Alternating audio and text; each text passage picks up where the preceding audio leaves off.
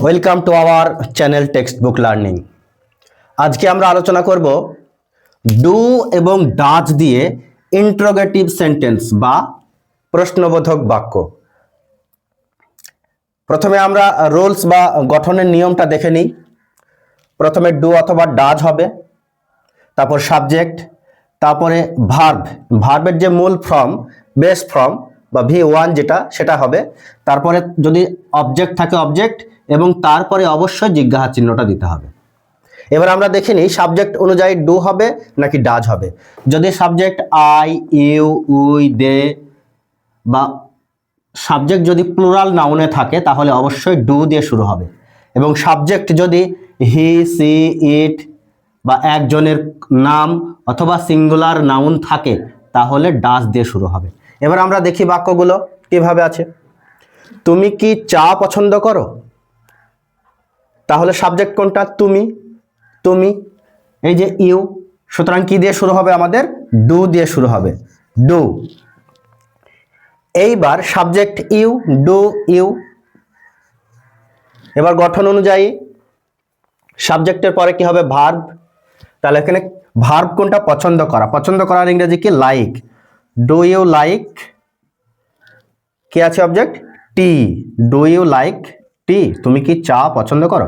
অবশ্যই জিজ্ঞাসা চিহ্ন দিতে হবে। তারপরে কি আছে? তারা কি ফুটবল খেলে? সাবজেক্ট কি? তারা। তাহলে তারা থাকলে কি হবে? এই যে দে, দে থাকলে অবশ্যই ডু হবে। তাহলে ডু। এবার সাবজেক্ট আমরা লিখি তারা, দে, ডু দে।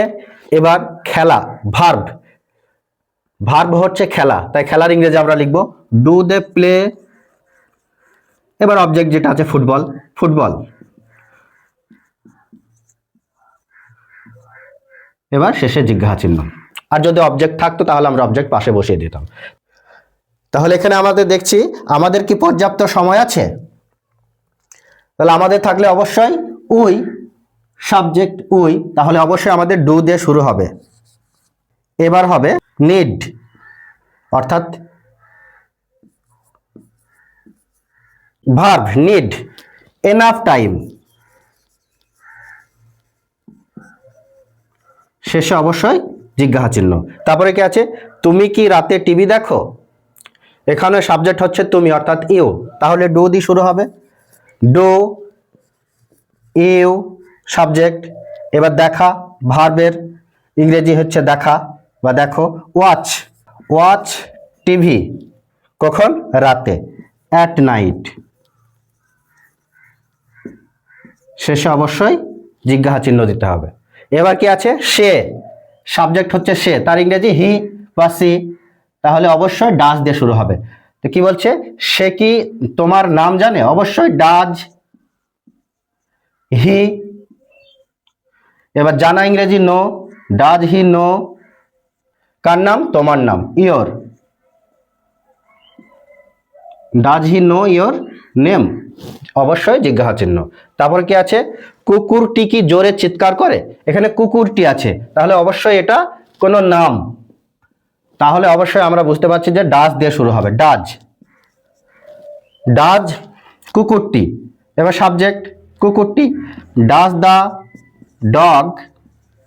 এখানে ভার্ব হচ্ছে চিৎকার করা, চিৎকার করা ইংরেজি কি? কুকুরের চিৎকার হচ্ছে bark. Does the dog bark. এবার কিভাবে চিৎকার করে? লাউডলি, জোরে, LOUDLY। এবার অবশ্যই জিজ্ঞাসা চিহ্ন।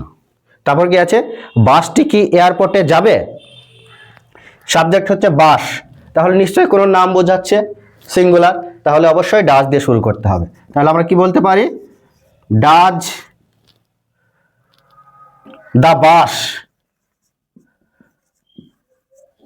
ভার্ব কোথায় যাবে? এয়ারপোর্টে, to the airport, to the airport, অবশ্যই জিজ্ঞাসা চিহ্ন।